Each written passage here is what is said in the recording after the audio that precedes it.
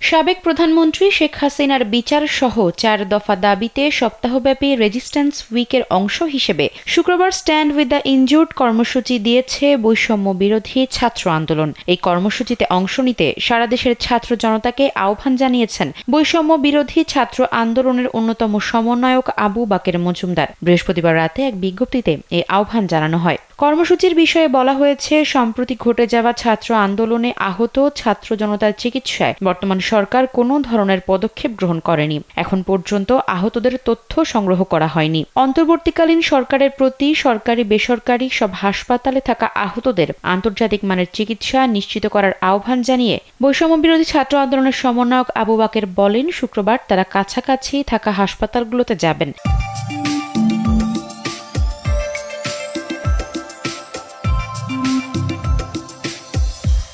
আহতদের খোঁজখবর নেবেন এবং তাদের তথ্য উপাত্ত অন্তর্বর্তীকালীন সরকারের কাছে উপস্থাপন করবেন। একই সঙ্গে সিভিল সার্জনদের সঙ্গে কথা বলে আহতদের সুচিকিৎসা নিশ্চিতের ব্যবস্থা করা হবে বলেও বিজ্ঞপ্তিতে জানানো হয়।